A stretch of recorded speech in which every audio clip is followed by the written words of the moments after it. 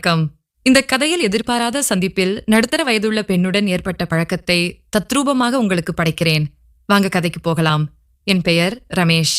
வருடா வருடம் கிளம்புவது போல இந்த தடவையும் தீபாவளிக்கு ஊருக்கு போக கிளம்பினேன். வழக்கம் போல பஸ் கிடைக்கலன்னு கடுப்புல இருந்தேன்.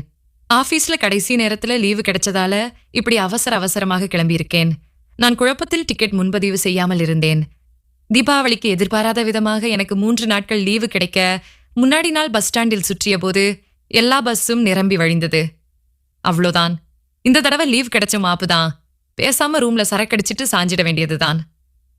சோகத்துல வெளியே வந்தபோது ஒரு பெண் 40 வயசு இருக்கும். அவள் வந்து என்னிடம் பேச்சு கொடுத்தாள். தம்பி, உங்களுக்கும் பஸ் கிடைக்கலையா? உங்களை கவனிச்சுக்கிட்டே தான் இருந்தேன். டிக்கெட் கவுண்டர் கிட்ட போகும்போது சேர்த்து எடுக்க சொல்லிடலாம்னு பார்த்தேன். ஆனால் நீங்க சோகமா வரத பார்த்தா உங்களுக்கு பஸ் டிக்கெட் கிடைக்கலைன்னு நினைக்கிறேன் என்று சொல்லிக்கொண்டே அவளும் சோகமாக என்னை பார்த்தாள். பிறகு எங்கள் ஆதங்கங்களை கொட்டி தீர்த்த போது அவள் யாரிடமோ போனில் பேசினாள். ஏதோ பேசிக்கொண்டிருந்தவள் திரும்பவும் பக்கத்தில் வந்தாள். தம்பி, உங்களுக்கு டிரைவிங் தெரியுமா என்றாள். தெரியும், ஏன் கேக்குறீங்க என்றேன். எனக்கு டிரைவிங் தெரியாதுப்பா. என் தோழி வீட்ல கார் இருக்கு. அவ வெளிநாடு போயிட்டா. பண்டிகை நாள் என்பதால டிரைவர் கூட யாரும் கிடைக்கல. வேணும்னா அவ வீட்ல போய் கார் எடுத்துட்டு நாம் தீபாவளிக்கு ஊருக்கு போயிட்டு திரும்பிடலாம். டீசல் கூட ஷேர் பண்ணிக்கலாம் என்றாள். எனக்கு அது சரி என்று பட்டாலும் கொஞ்சம் யோசித்தேன். அப்போது அவள் என் விவரத்தை கேட்டாள். திருச்சி பக்கத்துல என் ஊர் என்றதும், நானும் திருச்சி பக்கத்துல தான். உங்க ஊருக்கும் எங்க ஊருக்கும் 30 கிலோமீட்டர் தான் தூரம். வாங்க தம்பி, வேற வழி இல்ல. இன்னைக்கு உங்களை பார்த்ததுமே கடைசியில இதுதான் நடக்க போகுதுன்னு தெரிஞ்சு போச்சு. வாங்க போகலாம். இந்த வாய்ப்பை மிஸ் பண்ணாதீங்க. வேண்டாம்னு சொன்னா காரோட்ட தெரிஞ்ச யாராச்சும் கூட்டிட்டு போயிடுவேன் என்றாள். சரி, ஆண்டி போகலாம் என்றேன். நான் ஆண்டி இல்ல, எனக்கு வெறும் 40 வயசுதான் ஆகுது. நீ என்ன பேர் சொல்லியே கூப்பிடு. என் பேர் மீனா என்றாள். அவள் சொன்னது போல் அவள் தோழி வீட்டுக்கு நாங்கள் இருவரும் பார்க்கிங்கில் விட்ட என் பைக்கை எடுத்துக்கிட்டு போனோம். பைக்கில் ஏறும்போது கூட மீனா ரொம்ப கேஷுவலா இருந்தாள். என் தோள் மேல் கை வச்சபடி உட்கார்ந்து வந்தாள். எனக்கு தான் கொஞ்சம் பயமா இருந்துச்சு. என்ன இது, இந்த லேடிக்கு இருக்கிற தைரியம் கூட எனக்கு இல்லையே. பயப்படாத. ஒன்னு சிடுமூஞ்சியா இருக்கணும், இல்லன்னா ஜாலி டைப்பா இருக்கணும். விடியறதுக்குள்ள தெரிஞ்சிடும். வந்தாமல போனா மண்ணுன்னு போயிட்டே இருப்போம். ஆனா முயற்சி பண்ணாம விடக்கூடாது என்று எண்ணினேன். பிறகு தோழி வீட்டுல என் பைக்கை பார்க் பண்ணிவிட்டு தோழியின் காரை எடுத்துக்கொண்டு கிளம்பினோம். வழியில் ஒரு பங்கில் டீசல் போட்டு ஏர்செக் பண்ணிய பிறகு இருவரும் சிட்டியை தாண்டி பைபாஸ் ரோட்டை பிடித்தோம். அவள் காரின் பின்னால் உட்கார்ந்திருந்தாள். அதனால் அவளை கண்ணாடியில் பார்த்து கொண்டே வந்தேன். அப்போ அவள் வண்டியை நிறுத்த சொன்னாள்.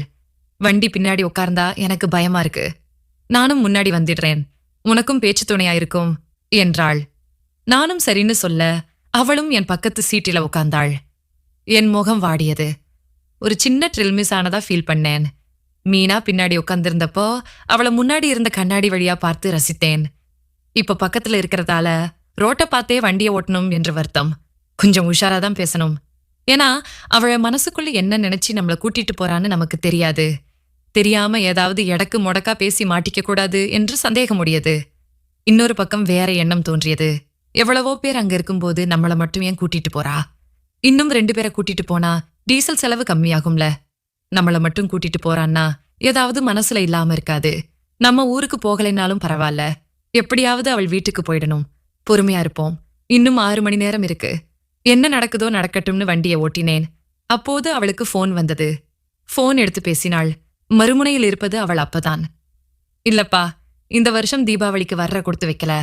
நானும் எவ்வளவோ போராடி பார்த்துட்டேன், டிக்கெட் கிடைக்கல. திரும்பவும் என் ஹாஸ்டலுக்கே போறேன். பொங்கலுக்கு பார்த்துக்கலாம்ப்பா. அட்வான்ஸ் தீபாவளி வாழ்த்துக்கள் என்று சொல்லி போனை கட் செய்தாள். என்னங்க, தீபாவளிக்கு தானே ஊருக்கு போறதா சொன்னீங்க. இப்ப யார்கிட்டயோ ஊருக்கு வரலன்னு சொல்றீங்க. வேற எங்கேயாவது தோழிகள் வீட்டுக்கு போறீங்களா என்றேன். இல்லடா, போறது என் ஊருக்கு தான்.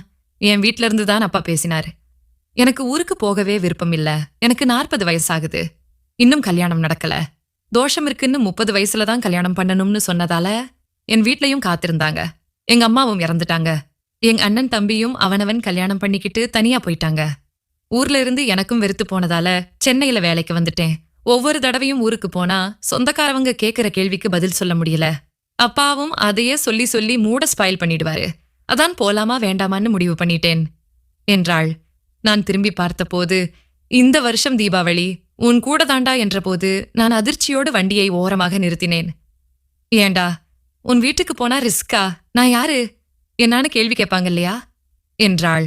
நான் கொஞ்சம் பதட்டத்தில் பேசாமல் அவளை பார்த்தபோது, உனக்கு ஓகேனா எங்கேயாவது போய் இந்த தீபாவளி லீவை ஜாலியா கொண்டாடிட்டு வேலைக்கு திரும்பிடலாம் என்றாள். எனக்கு ஒரு பக்கம் குஷியாக இருந்தாலும் ஒரு சந்தேகமும் இருந்தது. எங்கேயாவது கூட்டிட்டு போய் நம்ம கிட்ட இருக்க செயின் மோதிரம் எல்லாத்தையும் மிரட்டி வாங்கிட்டு துரத்தி விட்டுட்டான்னா என்ன பண்றது என்று அவளிடம் சந்தேகமாக திரும்பினேன். என்னாச்சுங்க, ஏன் திடீர்னு இப்படி ஒரு யோசனை என்று கேட்டபோது என் பக்கத்துல வந்து உட்கார்ந்து, லைஃபே செம போரா இருக்குடா, 40 வயசாகியும் கல்யாணம் ஆகல, யாருக்காக வாழ்றேனே புரியல, ரொம்ப விரக்தியா இருக்கு, வீட்டுக்கு போனா கூட பென்ஷன் வாங்கிட்டு தனியா இருக்கிற அப்பா மட்டும்தான் இருப்பாரு, நான் அவரையும் அவர் என்னையும் தான் பாத்துக்கிட்டு என் வாழ்க்கையை நினைச்சு புலம்பணும், ரொம்ப வெறுப்பா இருக்கு என்று அழுத்துக்கொண்டே தோளில் சாய்ந்தாள். அவள் கண்ணீரை துடைத்துவிட்டு, நாம இந்த வருஷம் தீபாவளியை ஜாலியா கொண்டாடுறோம் சரியா, ஒரு நிமிஷம் இருங்க என்று என் வீட்டுக்கு போன் போட்டேன். இந்த வருஷம் ஆபீஸ்ல லீவ் கிடைக்கல, நான் இந்த தீபாவளிக்கு வரல, பொங்கலுக்கு வர்றேன் என்று சொல்லிவிட்டு மீனாவை பார்த்தேன். எங்கடா போலாம் என்றாள். நான் இந்த ரூட்ல ஏற்காடு தான் பக்கம், அங்க போயிட்டு அப்படியே சென்னை போயிடலாம் என்றேன். சூப்பர்டா, 3 நாளும் கொண்டாட்டம் தாண்டா என்றாள். போகிற வழியில் மலை அழகை ரசித்துக்கொண்டே ஏற்காட்டில் ஏறினோம். அப்போது அவள், டேய், ஒரு கண்டிஷன், நம்ம வாழ்க்கையோட சொந்த கதை சோக கதையெல்லாம் பேசி நேரத்தை வேஸ்ட் பண்ண வேண்டாம், இந்த நிமிஷம் புதுசா பிறந்தோம்னு நினைச்சுக்க. ஆமா, நீ ரொம்ப தத்தியாடா.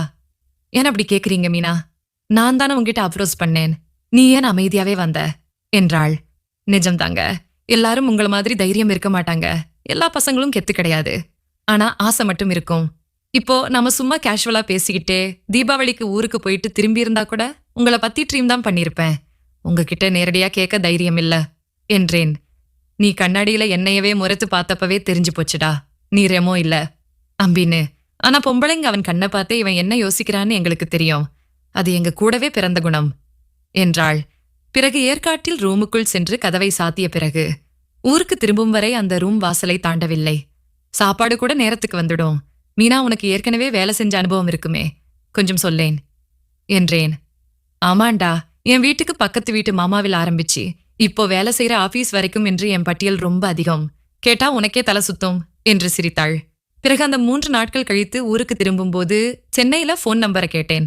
வேண்டாண்டா, அது மட்டும் கேட்காத, ஏதோ மேஜிக் மாதிரி சந்திச்சோம், 3 நாள் இந்த ஏற்காட்டுல ஜாலியா கழிச்சோம், லைஃப்ல இது நம்ம 2 பேருக்குமே ஒரு மேஜிக் அனுபவமாவே இருக்கட்டும் என்று சொல்லி சிரித்தபடி கிளம்பிச் சென்றாள் மீனா என்ற அந்த மோகினி. கதை உங்களுக்கு பிடிச்சிருந்தா சேனலை சப்ஸ்கிரைப் பண்ணிட்டு உங்க கருத்தை கமெண்ட் பண்ணிட்டு போங்க. நன்றி.